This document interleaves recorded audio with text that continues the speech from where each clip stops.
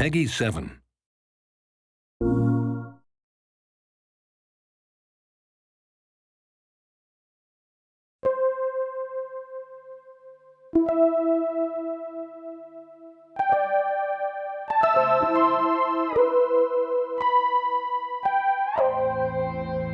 From day one, it's definitely been like sci-fi book covers. The colourful worlds you'd see on the front of like Asimov or Clarke, so people like Chris Foss or John Harris, those kind of artists that would create these kind of science fiction worlds that, I want to go there, I want to explore that world, and that's kind of the visual, the kind of vibe we're trying to get with No Man's Sky. For the inspiration for the creatures is mostly just from like real life, like I have a huge Pinterest board just full of creatures from the world, glowing things and tendrils and we kind of find different ways of using those in different creatures.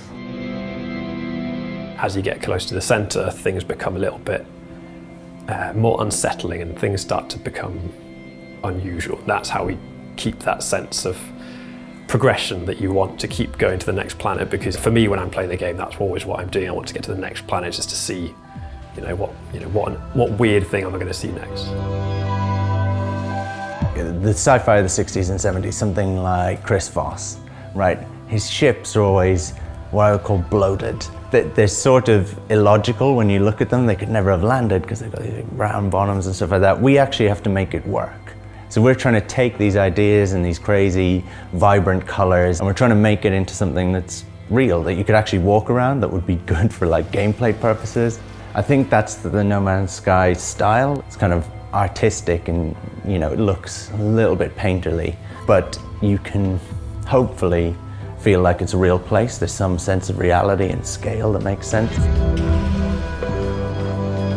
When the guys, because originally there were 4 of the guys, kind of putting together the very base structure of the game, when they started talking about creating a procedural game, it's pretty much the first time that I'd heard that word used so frequently, It's the first time I've done any procedural art. You get much more value for the individual parts you make. You're not making a part and then that's it. That part gets used on loads of different creatures or ships and stuff. Basically, you have to have the bigger picture in mind at all times, because you might be making a tiny piece of a creature or an NPC, say an ear or something like that, but that ear could show up on any creature, at any point in the game. It's definitely been a big learning process, but it's just so interesting to see all the kind of things that it comes up with, creatures that we didn't think would be flying around or walking on 2 feet, and you just, you'd never, as an artist, be like, oh, I'm just going to make this creature do this, but it's really interesting to see all the variation. It's very easy to create a system that produces thousands of different looking objects or different looking trees and things, but to actually create a system that produces thousands of interesting looking objects, things that you actually, as an artist, you might build them by hand, that's where the system becomes really difficult. So we have a really complex kind of colour theory system, so they all obey rules like leaves having complementary colours compared to the grass and things like that. And the same goes for kind of silhouettes. So if a planet's very hot, we'll have things like everything kind of becomes a little bit more dried out, you'll get more sharp shapes. A planet has a personality, that's kind of what we're going for.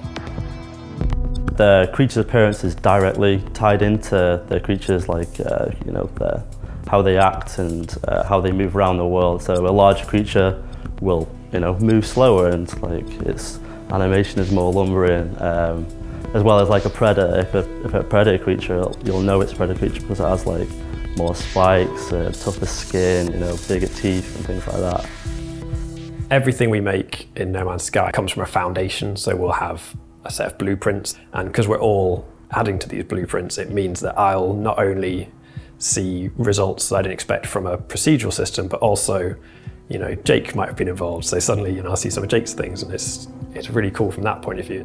Grant and Sean, they both are constantly sat next to us, basically. We're quite a small studio. Their art direction really keeps us on target, and keeps us consistent. It's quite nice, they give us the freedom to kind of make things ourselves, but if there's something they know they want in a particular way, it's nice to just be able to hassle them and say, is this what you want? And it's a lot of back and forth like that.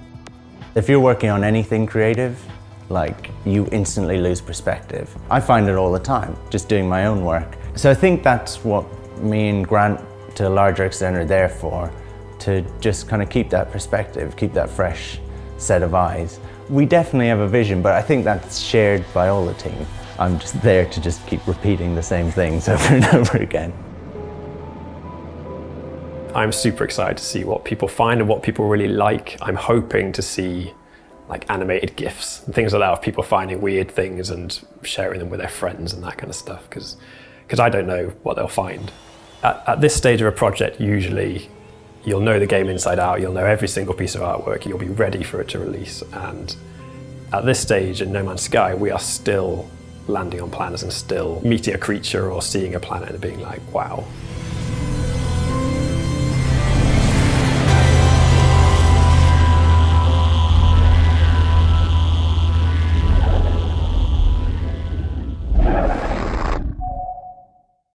PS4 for the players.